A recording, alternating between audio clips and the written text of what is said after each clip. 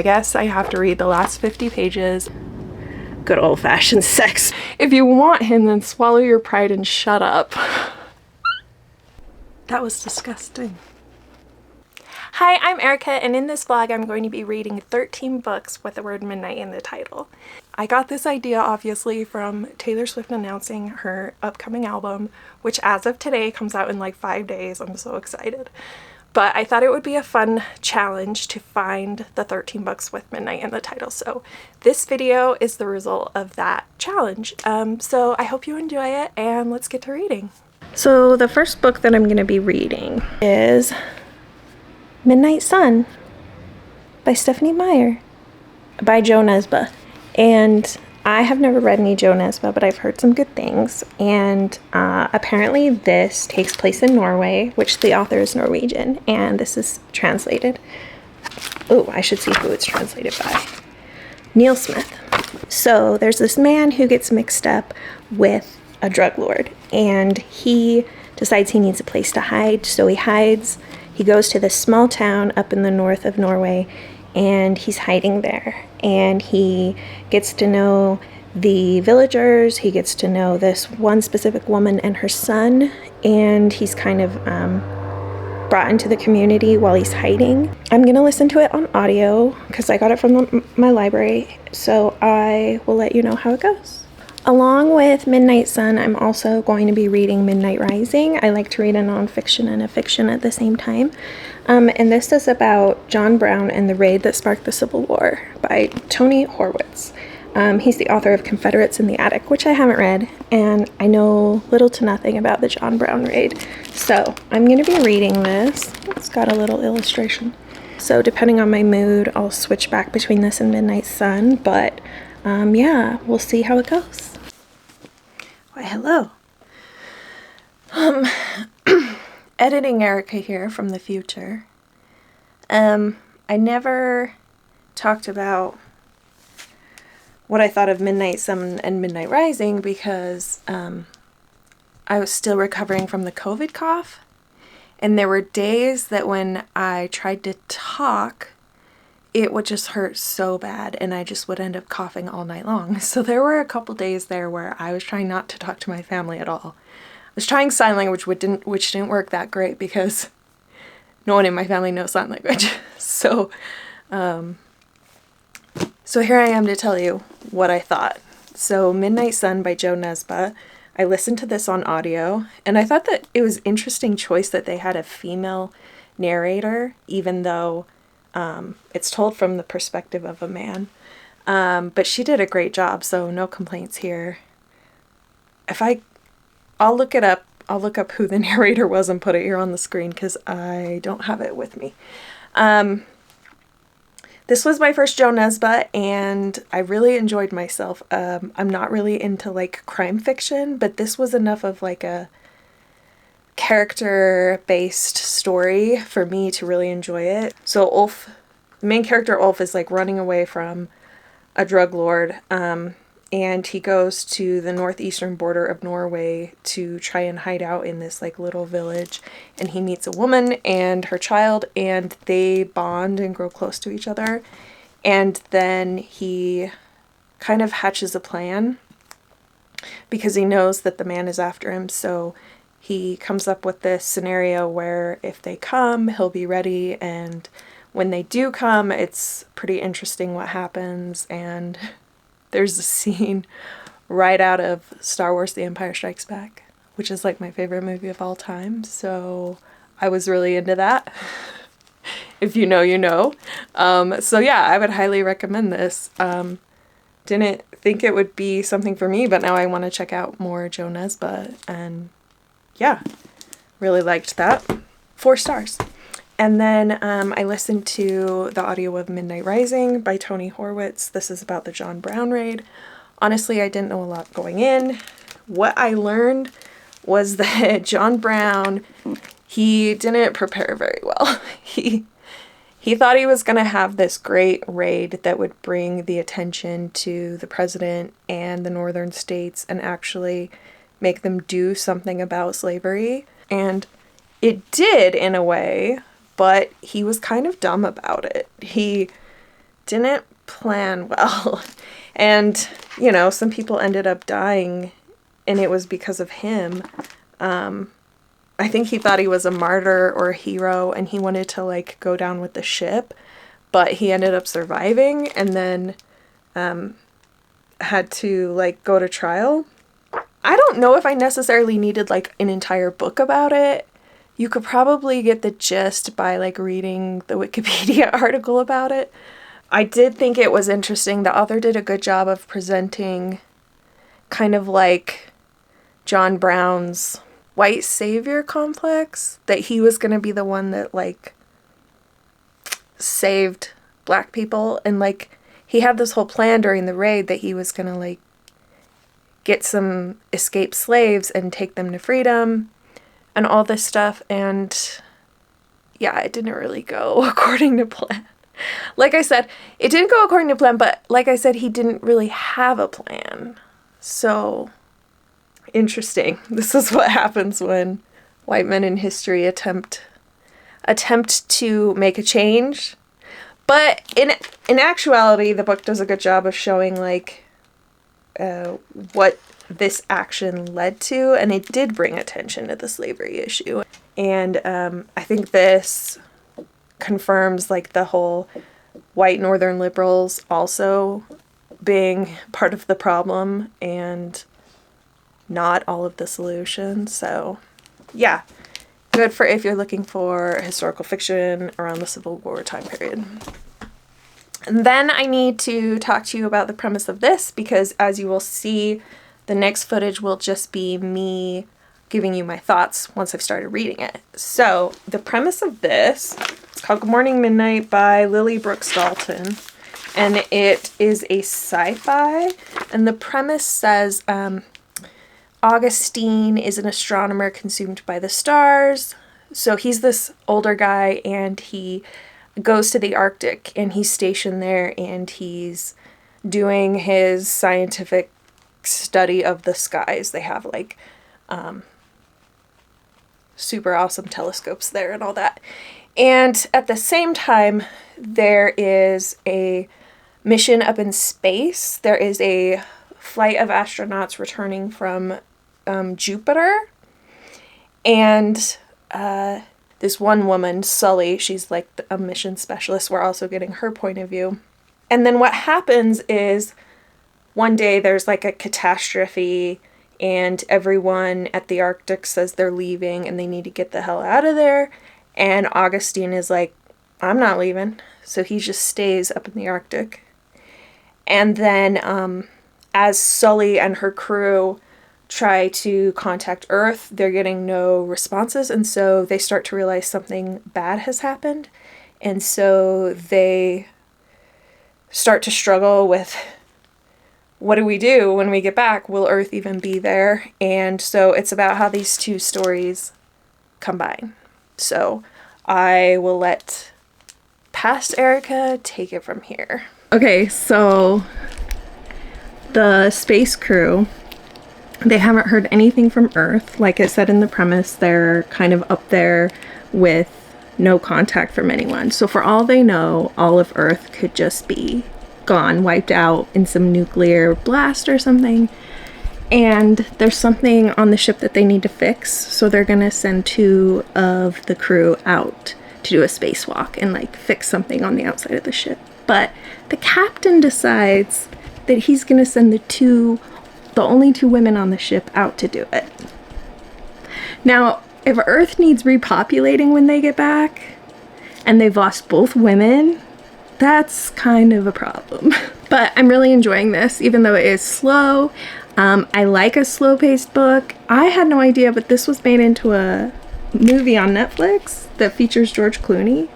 And in my mind, I'm thinking, how are you going to make a movie of this? Because it's just a lot of sitting around and doing nothing. And I looked up the reviews, and that's what people are saying about the movie, is that it's really slow and really boring and nothing happens. Unless you're adding more to the plot, this wouldn't work as a movie. So after I'm done reading this, I do want to watch the movie. It's time for an ice cream break. This is the best ice cream in the world, Haagen-Dazs coffee flavor. All right, Back to reading.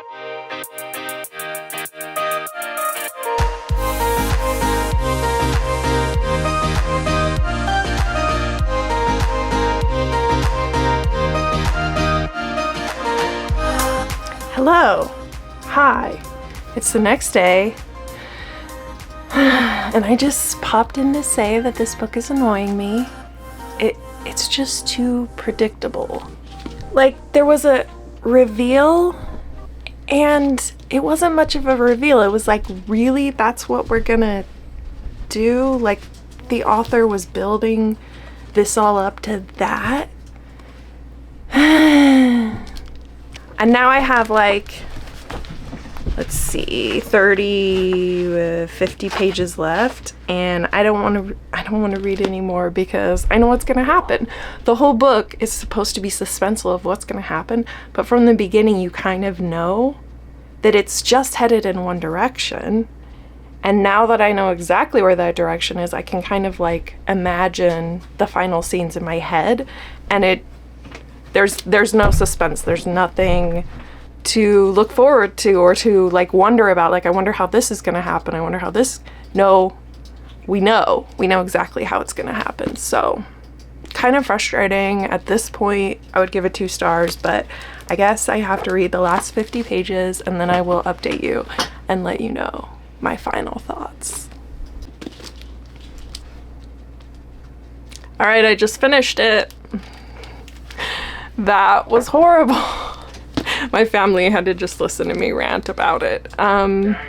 All of my guesses were correct. And the ending, obviously they're coming back to Earth, and they're gonna land, and who knows what happened on Earth, whether there was a war or radiation poisoning or whatever.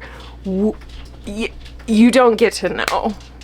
The book just ends before we get any answers, which happens a lot in sci-fi, and I think sometimes it's done well and sometimes it's absolutely not done well. And this was an example of, like, you could read the premise of this and predict the entire novel. Do I really want to watch the movie now? Like, I wanted to watch the movie even though it's got poor reviews, but do I though? Overall, I give this 2 stars. I don't really recommend it. Yeah. Now I have to figure out what I want to read next. So it is midnight on Thursday, September 8th. And since I just finished Good Morning Midnight, I'm going to show you what I'm going to read next. So I have this graphic novel, and it's called The Crossroads at Midnight by Abby Howard. I had never heard of this, but apparently it is 5 stories that show what happens when one is desperate enough to seek solace in the unnatural, and what happens when the world of humans collides with that of something else. They sound like they could be spooky stories, so I am going to go read those, and then yeah, I will come update and let you know what I thought. I also started a new audiobook, which is Midnight in Chernobyl, and I wanted to read this one for a while. And yeah, so I will go read some of this graphic novel and I will let you know what I think.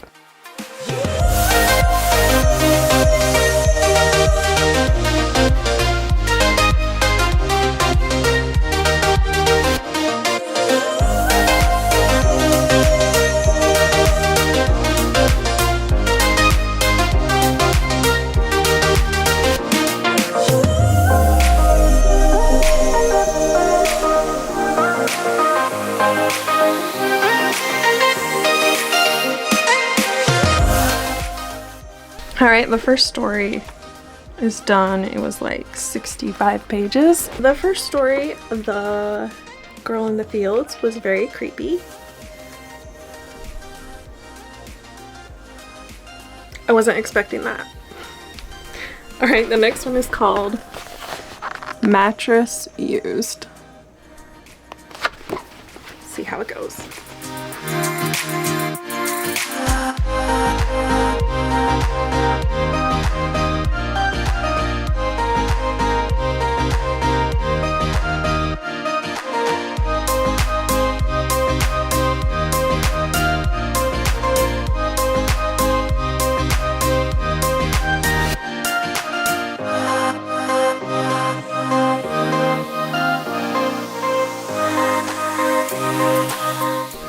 was disgusting.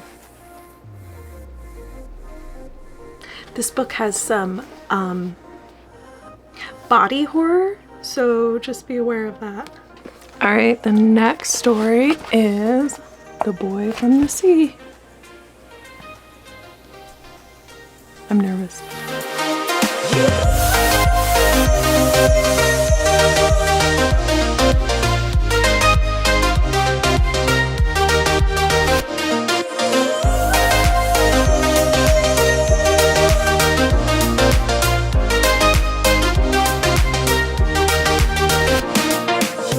Alright, I just read Our Lake Monster, and I think this one is my favorite so far.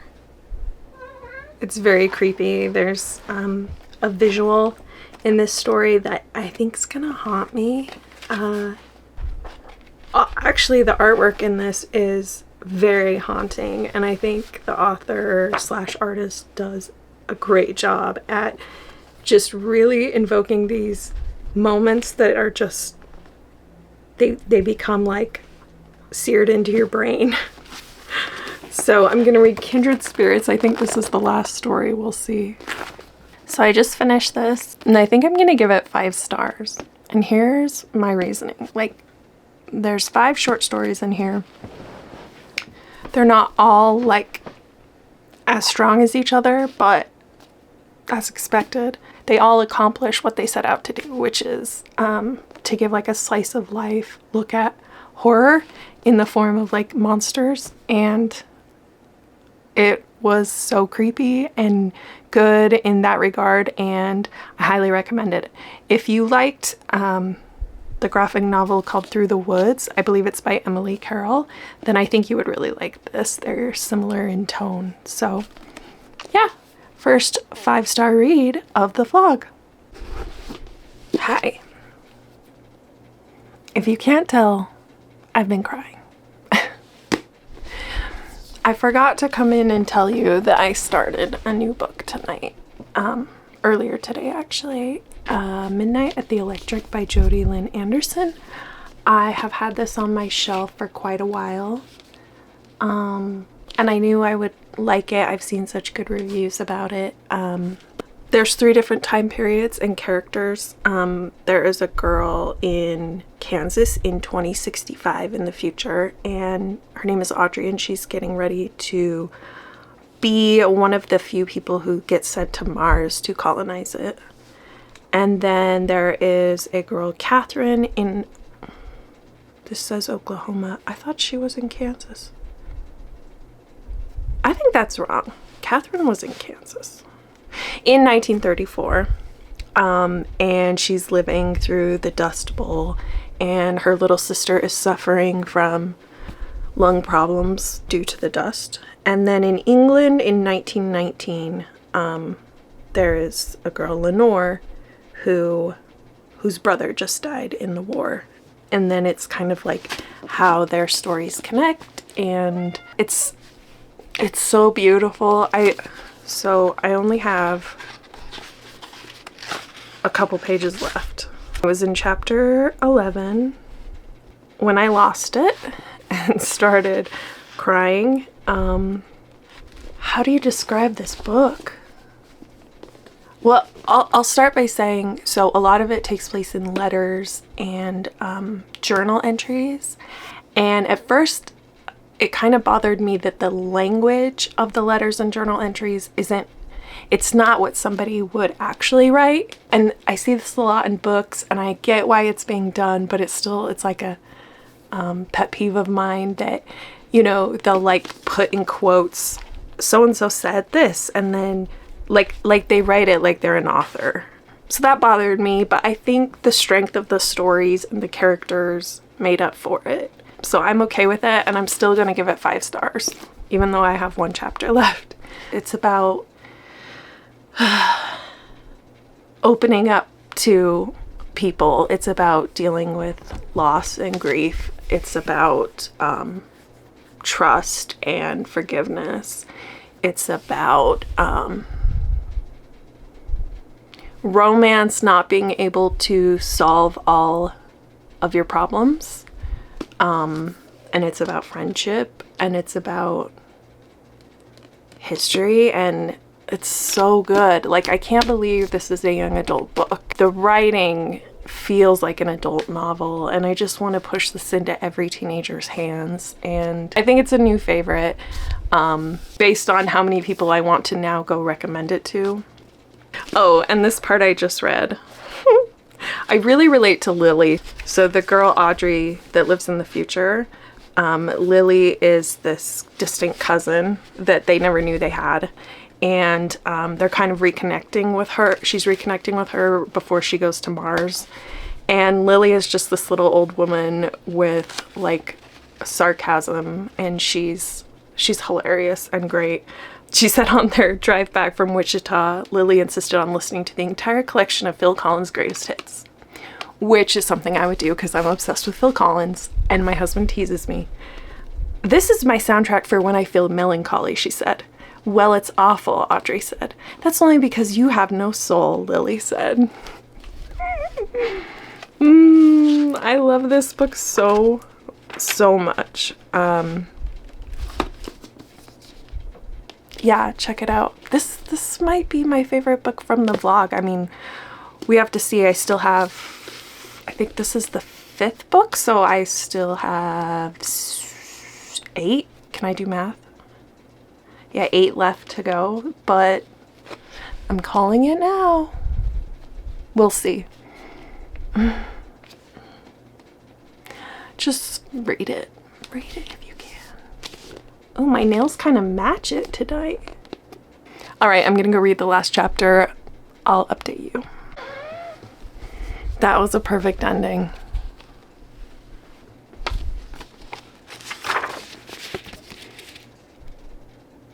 And there's a tortoise. And if you read this book, you'll see that the tortoise Galapagos is a very important character. So yeah, go read this book. 5 tremendous stars. Okay, I better go to bed because it is way past midnight. Good night. Hello. I am here in my room with this little guy.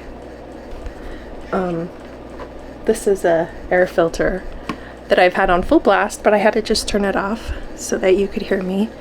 But let me show you why I have had to have this on. I don't know if you can see that, but that's usually where the mountains are. And you can't see them because there are fires in Idaho, and those fires are making their way down to Utah. And then we have this like bowl-shaped valley here, and so what happens is an inversion where all of the gross air just sits in the valley until like a storm comes and clears it out. So that's what we've been dealing with. And normally I'm just okay with the shitty air, but ever since I got COVID, I cannot stop coughing when the air is bad.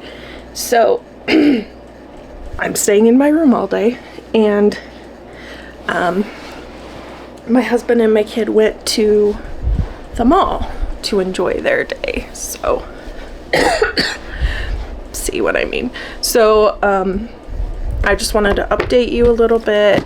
Since I finished Midnight at the Electric, I have started Midnight at the Bright Ideas bookstore by Matthew Sullivan.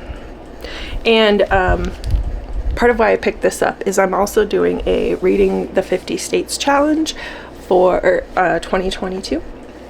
And I need a book for Colorado. So I heard this was in Colorado. So yeah, I'm only 26 pages in. I started it last night. So I want to get a chunk of reading done. My cat is acting like she's gonna vomit. Gross.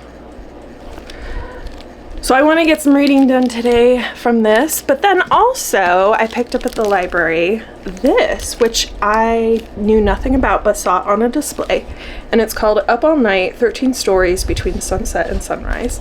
So yeah, it doesn't have midnight in the title, but I feel like this counts, and there are 13 stories. like Taylor's 13 songs and I'm reading 13 books, and it just feels perfect. So yeah, this is YA anthology about being up all night, and this came out in 2021. Some of the authors in here are Nina LaCour, who's a favorite, Tiffany D. Jackson, I love her, Karen McManus, Brandy Colbert, and then a few I haven't heard of. So yeah, I'm excited. So I think I will try to read like one of these every day, or just as often as I feel like it. So I'm at least gonna start with the first one today, and I'll let you know how that goes. So I told you I was gonna read a story in this, and I did. The first one was by Karen McManus, and it was called Never Have I Ever, and I gave it 4 stars, and it had a little surprising twist, and I have never read any Karen McManus, so I like that. The next one is by Maureen Gu, who I also haven't read before, and I feel like this is a cool collection because you're gonna get all different kind of genres. You're gonna get probably some romance and some, the last one was kind of like thriller-y, YA thriller, and then, you know, there's like Tiffany D. Jackson, and then there's probably just some YA contemporary, so yeah, that'll be fun. The other thing is I finished listening to Midnight in Chernobyl on audio. I can't remember if I told you that I started reading that. And wow, it was intense. There was a lot.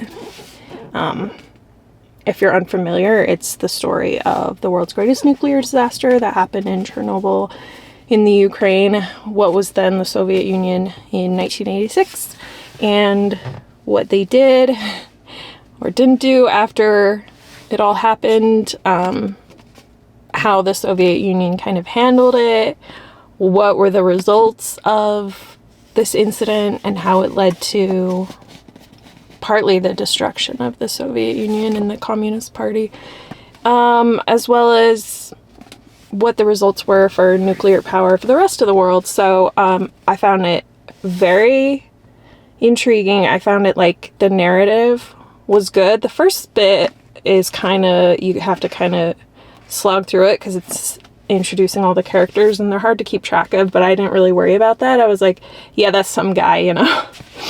But I'll probably watch the HBO show of this, and then that might make some of the characters clearer. But I thought it was really well written. I gave it 5 stars. Anyway, I learned a lot. Very fascinating. And yeah, the title Midnight in Chernobyl is because, you know, it all starts on the graveyard shift when they're going to do just a scheduled test and what happens from that. So, you know, shit always happens in the middle of the night. Bad things seem to happen in the middle, which is funny because my birth time, I have to look it up, but I'm pretty sure it was like right after midnight. So I'm like a midnight baby. This explains so much about why I'm an insomniac and I can never sleep. I was just born a night owl. Anyway, I'm gonna go in my house now. The air quality outside is still bad from the fires in Idaho, but we're supposed to get a thunderstorm tomorrow that's supposed to last all week, so I'm excited about that. Hopefully it'll clear out the air and my cough. Ooh. Okay, so I'll see you later.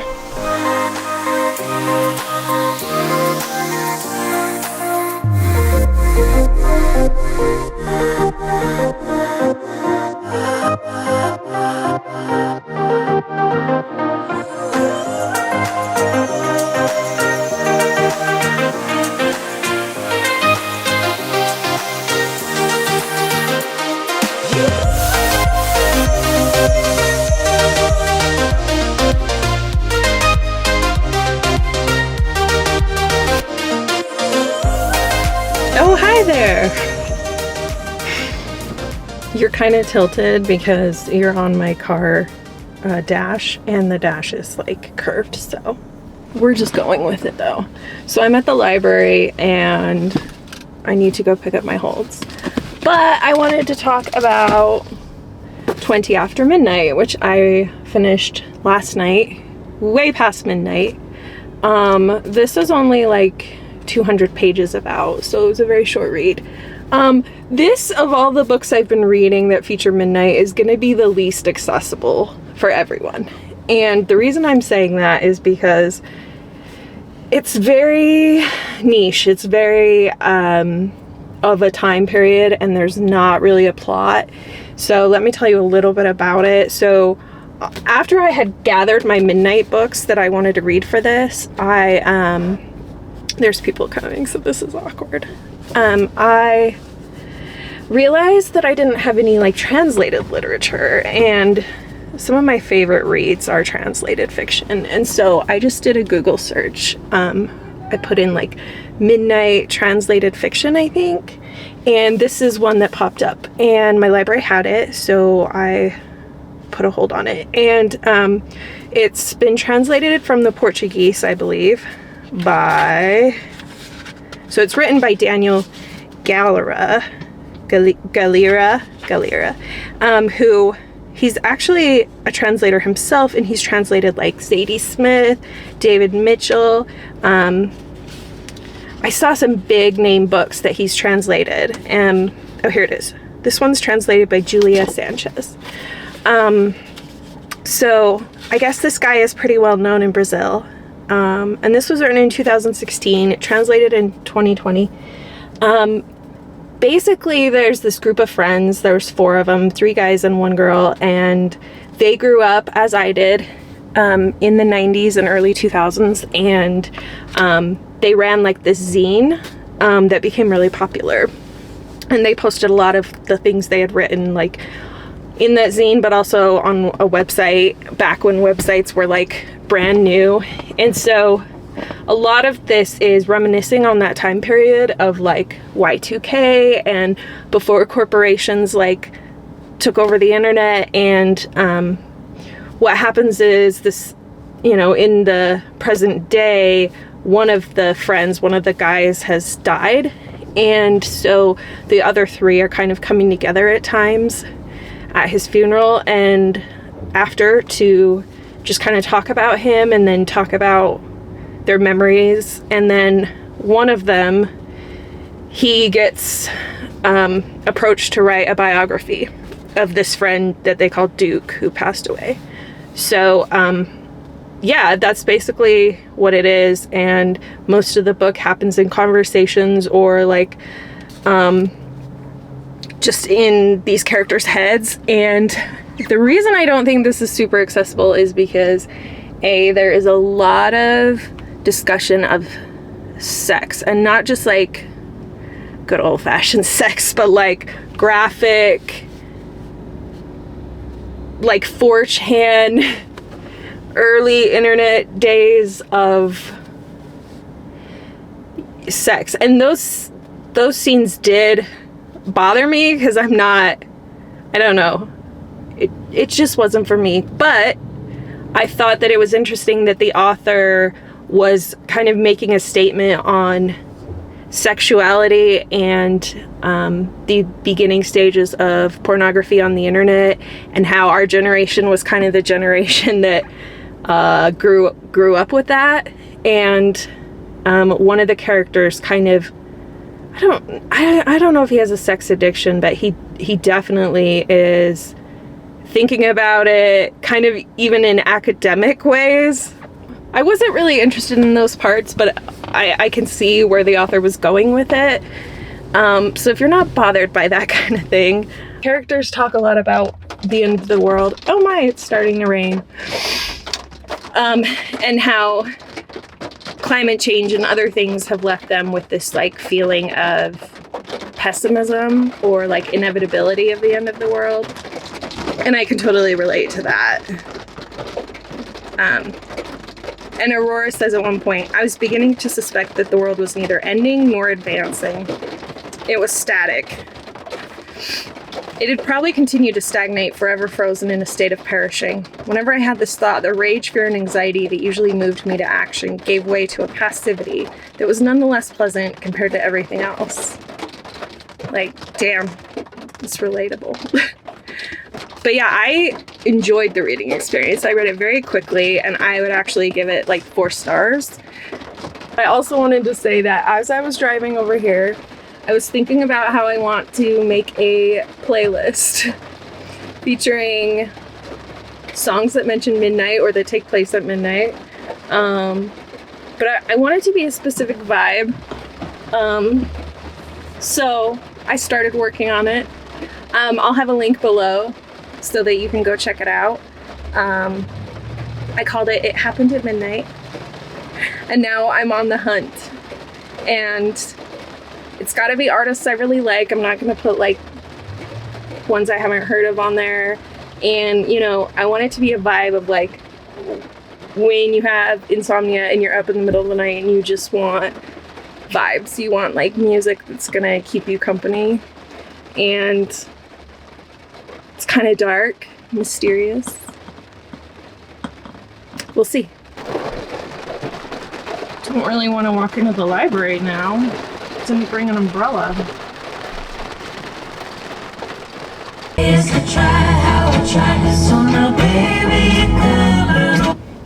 Did you know that Florence Pugh sings on a track with Toby Sebastian? I didn't know that. It's a song called Midnight, and I'm putting it on my playlist. I've been working on my playlist, and there are some really good songs. I'm running some errands today. I'm gonna run into this thrift store real quick. I went to Trader Joe's and got gluten-free pumpkin things. Had to, needed it. And then I want to stop at Barnes & Noble. There's one book I need to look for there. So I'm gonna go into this thrift store, and then I'll probably tell you a little bit more about the playlist later, but just had to tell you that. Florence Pugh, she's so talented. So I think last time I was talking to you about what I was reading, it was Midnight at the Bright Ideas bookstore. And I think this is gonna be a DNF. The writing style I'm just not jiving with. And I'm honestly like not invested in the characters. I want to be. It seems like it's an interesting book, but it flashes back in time to this main character, Lydia. Yeah, to her childhood, and she's like friends with a really like rotten child who's getting her to do like horrible things. And I just don't like it. I don't like the premise. I don't want to be reading about that childhood friend. Like, I'm just not in it. So that's okay, because I have so many midnight books here. So I did start listening to A Knock at Midnight by Brittany K. Barnett, and it's about racial injustice and incarceration, long sentences for like first-time drug abusers who are Black. Brittany tells the story of growing up and her mother being addicted to drugs and being put in prison, and then she grows up to become a lawyer. Brittany does. After she becomes a lawyer, she learns about the case of Sharonda Jones, also a single Black woman who has a life sentence for a drug crime. And it's just absurd, the sentencing that happens in Texas for drugs to Black people. Like, the justice system in America is so fucked up, but especially the racial injustices that happen in our country are just, and it's been going on for a long time. So, yeah, if you like Just Mercy, I think you would like this one. I think I'll probably finish this tonight. I'm like 50% of the way through, and I just got a new video game. It's called Cozy Grove, and I'm really into it, so I'll probably be playing that tonight and listening to the audio, because I'm not really in a mood to sit and read a physical book. But the book that I did pick up is actually on my Kobo, and it's called Wildfire at Midnight by Mary Stewart. I just happened to see it on my Kobo. I wasn't even like looking for a book, but it was 99 cents, and I pressed the preview so that I could start reading it. It's a murder mystery that takes place in the Scottish Highlands. There's a woman from London, and she goes on vacation there, and she's staying at this hotel. She gets to know all the other people who are staying in the hotel, so it's very like an Agatha Christie kind of vibes, written in the 1950s. And her ex-husband ends up staying there too, so She's just found out that there was a murder that happened in one of the mountains, in one of like the hills, about 2 weeks before she got there. So she's got to figure out who did it and why, and I'm about 22% of the way through, so that's what I'm reading physically, but I think I'll just listen to my audiobook tonight. So yeah, I'm gonna go play my video game and listen to A Knock at Midnight. So I finished Wildfire at Midnight last night by Mary Stewart, and it was very good. I stayed up way too late because I had to know who the murderer was. I think I mentioned this takes place in the Scottish Highlands in the 1950s, and a woman is on vacation just there to relax. She runs into her ex-husband. She finds out there was a murder. She has to figure out who did it. I really enjoyed this. I gave it 4 stars. The vibes were great. Spooky fall. The mist comes down in the mountains and they're outside looking for missing hikers, and there's a murder amongst them, chasing them, and it's just so spooky and good. There were some problematic moments. This book was written in the 50s, so it's a bit sexist. All the men treat the women like they're delicate creatures, like, don't come out here hiking, you're gonna fall. You know, like, just go sit in the hotel and be a woman. Like, you go cook, we will go do the manly stuff and rescue people. There's this scene where this woman staying at the hotel is like getting a little jealous because her husband is like flirting with this model that's staying there. And the main character like goes up to her and is like, do you want to keep your husband or don't you? And then she like lectures her. She's like, leave him alone. There's no room for pride in your marriage. You have to choose. If you can't keep quiet, then you must make up your mind to lose him. If you want him, then swallow your pride and shut up. That was kind of funny. As well as the ending, it's a bit problematic, and I don't want to go into it because it's spoilers, but like, that was a bit cheesy, and also the men in this book are kind of slime balls and they're just easily forgiven. Like, anyway, but the murder mystery part of this book was awesome and I really enjoyed it. I don't know if I'll read any other Mary Stewart books. I probably would try another one, but I never would have picked this up if it weren't for this vlog, so that's cool. Anyway, so yeah, 4 out of 5 stars. Perfect read for the fall. Wildfire at Midnight. I don't know what I'm gonna read next. I'll bet it's something with the word midnight in it, though. You want to come up here, kitty?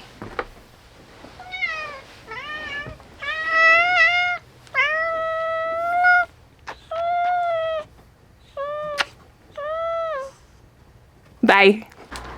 Hello, I am back with an update on Up All Night, the 13 stories by young adult authors, and I've read quite a few of the short stories since I last talked to you. So I think last time I had just read the first 2,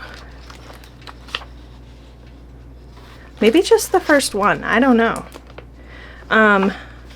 But I don't need to mention all of them. One of my favorites was Old Riffs and Snowdrifts by Kayla Whaley. I gave this one 4 stars. It was like a cute romance with a disabled girl and then a boy she'd known most of her life, and there's a snowstorm and they kind of get stuck in this flower shop together, and it was really cute. I gave that one 4 stars. Kiss the Boy by Amanda Joy was really cute. I gave that one 3.5 stars. It's like a high school like senior game night, and there's this girl who has a crush on one of her classmates, and she made a plan with her friends to like kiss him by the end of the night, and so that one was really cute. I looked her up and she actually is going to be in an anthology coming out next year that looks really good, and I never would have known about it if I hadn't been reading this, so that's cool. So it's called Cool Awkward Black. The editor is Karen Strong, and it comes out January 10th, 2023. And the authors in it are awesome. There's Leah Johnson, Amanda Joy, Tochi Onyebuchi, Ibi Zaboy, Jordan Ifueko, Tracy Dion, like the author of Legendborn. So I'm going to be checking that one out and definitely reading it. The early reviewer reviews are like 5 stars. People are saying it's great. So that's one I'm going to look out for. Shark Bait by Tiffany D. Jackson. Obviously that one was 5 stars. She's just so good at setting a scene and putting you there, and like I was like halfway through the short story and I felt like I had been reading a full story. That's how real the characters felt and immersed in the world, even though it was, you know, at most 20 pages. And that one takes place in Martha's Vineyard. There's a black girl growing up with her parents separated, and she goes to live there with her mom, and she kind of has to like face some big choices about what she's going to do after high school, and there's a romance, and then something big happens, as it usually does in Tiffany D. Jackson books. So the next one I will be reading is by Nina LaCour, so that's cool. I'm hoping I will finish this weekend, so either tonight or tomorrow, but I'm really enjoying this one. I haven't read a lot of like anthologies, and what I like is that even though it's YA storytelling, which I'm not usually drawn to, some of the writing sometimes feels weak in YA writing. This one is like, if you don't like the author's style of writing, it's over in 20 pages, so then you can get the taste of someone else. And I just think that that's really cool. That's a good way to like sample young adult fiction. I wasn't gonna read this one for the vlog. In fact, it wasn't in my original stack of books to choose from for this vlog. Mostly because when it came out a couple years ago, I felt like it wasn't a book for me.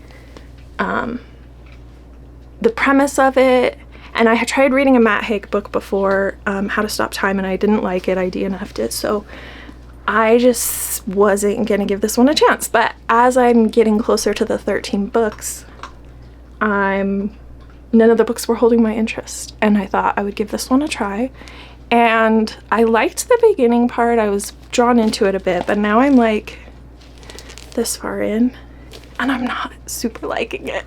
I think partly because it's like fairly predictable about what's gonna happen to this character. You probably know what this is about, but if you don't, this girl, she has a horrible life and she tries to kill herself, but in the process of doing that, she wakes up to what is called the Midnight Library, and there's a librarian there that says all of these books here are different versions of your life if you had made different choices. So she picks the regrets that she had that were the biggest, and she chooses lives to go discover based on the regrets she had. So like a boyfriend she didn't end up marrying, she lives a life where she sees what her life would have been like had she been married to him, and a career path that she didn't take, and if certain people hadn't died, there's little chapters that kind of give you a glimpse of the life she could have had. But I'm not loving that each of those is kind of like something horrible happens in them usually, so then she can kind of like decide to not be in that life anymore. And it feels very heavy-handed. It feels like, see how your life would have been shit regardless of what choices you made. I feel like at the end she's just gonna be like, I liked my original life the best and I'm gonna go back and give it a try, and we will see if that's the case. I could be wrong. So yeah, I have read, I believe I've read 11 books, so that means I've read 10. I've read 10 midnight books, then this will be 11, this will be 12, and I'm so very excited about book 13. So this also wasn't on my radar until recently. I don't know where I saw it, but somewhere in my browsing online. If you've read Moon of the Crusted Snow, you are familiar with Wabgishik. I gotta make sure I say his name right. Wabgishik Rice. He's a indigenous author, And I read Moon of the Crusted Snow earlier this year and I loved it, and he's coming out with a sequel to that. But I didn't realize he had some other writing, so this is a small one, but it's called Midnight Sweat Lodge. You can see I did an interlibrary loan because there was no way else for me to find this book. I couldn't find it to buy, probably because it's through a university press. And it came out a while ago, like in 2011, yeah. It says Midnight Sweat Lodge tells the tale of a group of strangers and family gathered to partake in this ancient Aboriginal ceremony. Each seeks healing from the ceremony, and each character gives us a glimpse into their lives that is tearful and true. So I'm really excited. It's only 97 pages or so. I definitely haven't had any Indigenous books in this vlog, and so I'm really excited about that. So yeah, reading this, Midnight Library. Oh, actually there is one more that I'm reading. The audiobook of Midnight Girls by Alicia Jasinska. The Midnight Girls. And this is a YA fantasy, which I really shouldn't have picked. There are maybe like 2 or 3 YA fantasy books that I like in all of the history of reading them or trying them. And they are Legendborn, The Raven Cycle, and I'd have to think about any others. So I don't really have high hopes for this. It's 2 queer girls that are actually like monsters disguised as girls, I think is how it works. And they were taken in by these witches that they call their grandmothers, and they are assigned to like go and kill people and take their hearts and bring them back for the witch, and then the witch eats the heart and becomes stronger. So but they're rivals. One of them is called Midnight and one of them is called Midday, and they, I believe, compete against each other to get these hearts, and then like I think they end up falling in love. So we will see. I'm gonna listen to it because my library had it, and I saw some good reviews for it, but I don't think it's going to be a book for me. I will be surprised if it is, but I wanted a variety in this vlog, and like I didn't have anything fantasy really, so I'm going to give it a try and I will let you know how it goes. Trying to steal the spotlight.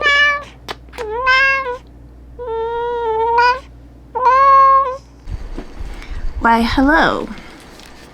I have finished The Midnight Library by Matt Haig.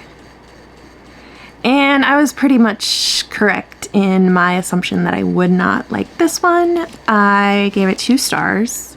Part of my problem with this book is there's all these lives that the main character is trying on, but there's always something about these lives that disappoint her. And as someone who had a pretty shitty life before she went to the Midnight Library, I do feel like she was a bit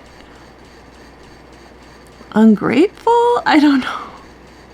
She gets to try some really cool things throughout all of these books that she tries out in these lives.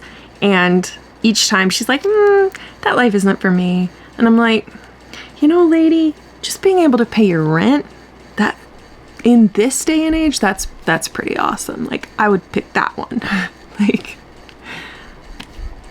so there were a lot of times where like money was never a concern.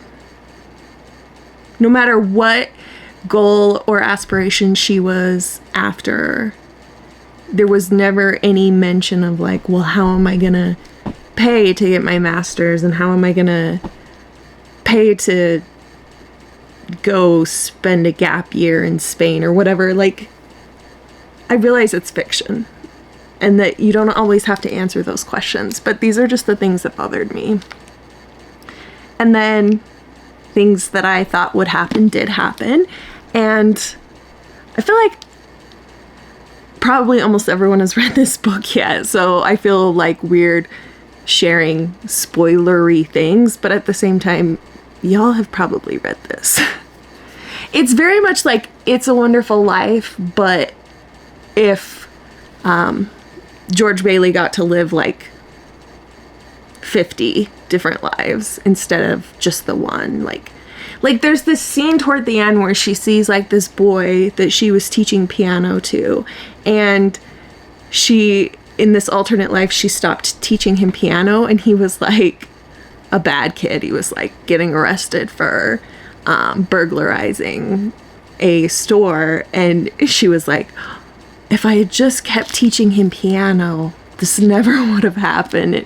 It just felt cheesy and heavy-handed, and those are my least favorite kind of books. So I wouldn't really recommend this, but at the same time, like, there are going to be people who love this, and it's just not my brand. The cool thing about this midnight vlog is that I'm trying out some genres I don't normally read.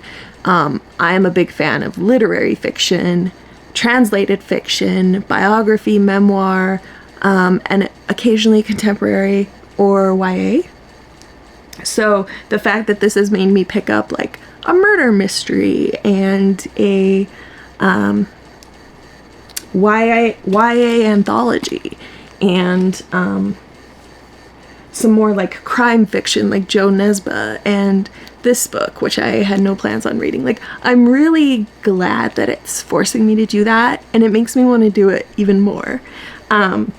Because even though I have had like a couple 2 stars, I've had a couple of 5 stars, and so I feel like this vlog has been like really successful in that regard. So I went to the farmer's market today with my kiddo, and it just wore me out a little bit. And so as I was reading this, I could feel my brain just like turning to mush, and like I wasn't able to focus, and I could tell that this is really good. So I took a nap so that I could wake up and give this the attention it deserved. Their stories are pretty interesting. A lot of them are about trauma related to living on the reservation, or alcohol, or parents who weren't there. So yeah, I've just read 2 stories so far, so I will read the rest and let you know how it goes, either tonight or in the morning, in case I get brain mushy again and fall asleep. So why, hello, it is the next day, and I need to update you while I put my moisturizer on of let's see, I finished Midnight Sweat Lodge by Wabgishik Rice, and I will say that there were some editing issues with some of the pages. There were a lot of duplicate paragraphs, and that kind of took me out of the reading experience a little bit. And the first section, so they're in a sweat lodge, and 2 of the characters tell like their stories in short vignettes. And then in the third part, there is a character who gets so angry about the sweat lodge and having to like connect with himself in that way that he just kind of storms out of the sweat lodge. And then we follow his story of what happens to him after that in the preceding days. And I honestly thought that part was more interesting than the first 2 parts, and I kind of wanted more of his story, and I liked how it ended. But what's funny is a lot of reviews I've looked up say the opposite, that they liked the first 2 sections and didn't love the third. So overall, I think I gave it 3 stars. You can see this was his earlier writing and how his skills just grow when he wrote Moon of the Crusted Snow. You can see like little hints of that in here, but ultimately that book was so good. But yeah, I'm glad I read this. Yeah, so I read the last short story in this one last night, and actually I haven't updated you on a few of them. Missing by Kathleen Glasgow was definitely a favorite. I gave that 4.5 stars. And that was about these teenage girls who go to an old, like, not in use anymore women's asylum, and they like want to chase ghosts, or they want to find something spooky, and they do. They find some very spooky shit, and I liked that. So what's interesting is most of the stories in here are written by women. There is a non-binary author and there is one man author. So Julian Winters was the man that wrote Under Our Masks, and it was like a gay superhero with a crush. That one I gave 3.5 stars. And then The Ghost of Goon Creek by Francesca Zappia. That one I gave 3.5 stars, and that's some teens go to a haunted ceremony, a haunted cemetery to, again, like discover ghosts. But still that one was different enough from the Kathleen Glasgow one that I liked it. So overall, my thoughts, my ratings, I gave Karen McManus a 4, Maureen Gu a 3, Kayla Whaley a 4, Marika Nijkamp a 2, Amanda Joy a 3.5, Laura Silverman 2.5, Tiffany D. Jackson 5 stars, Nina LaCour 4, Anna Mariano 2.5, Kathleen Glasgow 4.5, Brandy Colbert 3, Julian Winters 3.5, Francesca Zappia 3.5. So the average of all the stories is 3.5. So that's what I'm giving this collection. And I mean, there were some really good ones, but I feel like those were rare. Most of them I'd say were middle of the line. Now, of course, I'm not a teenager, so take this with a grain of salt. A teenager might like it more. And the stories that were, to me, kind of like boring, they were just like teenagers thinking about their lives a lot and friendships, and there were a lot of like heterosexual crushes and coming together of a guy and a girl that liked each other. Teens might like that more than I. So yeah, 13 short stories, 13 tracks on Taylor's Midnight, and she's been announcing some track titles every other day. So we have Question and Vigilante Shit and Mastermind. Yeah, so that's exciting. So I'm gonna do a wrap up of all the books I read and rank them in the order of most enjoyed to least enjoyed. And so I'll be back to do that. Okay, so let's wrap up everything that I read for this vlog. First, we'll start in the order that I read them. So first we have Midnight Sun by Jo Nesbø, and I gave this 4 stars. This is like a thriller mystery. Loved it. Midnight Rising by Tony Horwitz. This is historical nonfiction about the John Brown raid, and I gave this one also 4 stars. Good Morning Midnight. This is a sci-fi, and I did not like this one. I gave it 2 stars. Then we had The Crossroads at Midnight, and this was a spooky graphic novel with short stories, and this was awesome, and I gave it 5 stars. Then we had Midnight at the Electric. This is the only book I read that I owned, and this is a YA. It's like takes place in the past and the future. It's kind of sci-fi, it's kind of historical fiction. 5 stars, loved this one so much. Then I listened to the audio of Midnight in Chernobyl by Adam Higginbotham, and this one was historical nonfiction about the nuclear fallout from Chernobyl, and this one I gave 5 stars.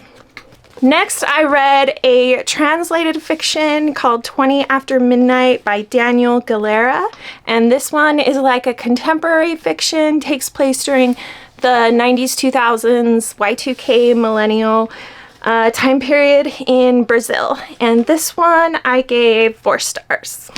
Next, I listened to the audiobook of A Knock at Midnight by Brittany K. Barnett, and this is a nonfiction also about the criminal justice system and drugs and long sentences that Black people receive from minor drug offenses, and this one I gave a 4.5 stars. Next, I read Wildfire at Midnight by Mary Stewart, and this is a murder mystery that takes place in the Scottish Highlands, and this was written in the 50s, and this one I gave 4 stars. Next, I listened to the audiobook of The Midnight Girls by Alicia Jasinska, and this is a YA fantasy, and I gave this 2 stars. Then I read The Midnight Library by Matt Haig, and this is a fiction with some speculative elements to it, and I gave this 2 stars. And then I read Midnight Sweat Lodge by Wabgishik Rice, and I gave this one 3 stars. And the final book I read was Up All Night, edited by Laura Silverman. This is a YA anthology, and I gave this one 3.5 stars. So overall, let's see what my rankings were. I'd say at the bottom, I think I would put it like this. So bottom, the Midnight Girls, Midnight Library, Good Morning Midnight. Then, let's see, Midnight Sweat Lodge and Up All Night. So we have this. And then I'm gonna put Midnight Rising, 20 After Midnight, Wildfire at Midnight, Midnight Sun, The Crossroads at Midnight, Midnight in Chernobyl, A Knock at Midnight, and of course at the top, Midnight at the Electric. So here's the final ranking. Oh no, this is gonna fall. Let me zoom you out so you can see. Oh, there's kind of a glare on this, right? Okay, there's the final ranking from least to best. Oh, that's so many books. I read 13 books with Midnight in the title, or as this one was called, Up All Night, in a month, which that's not that big of a deal. I usually read between 16 and 25 books a month, but the fact that I made a TBR of books that I knew barely anything about, and then I read them all, success. Success. I'm all done. I'm all done. Thank you so much for watching my video. If you enjoyed it, please give it a thumbs up and click that subscribe button if you'd like to see more videos like this. Thanks, bye.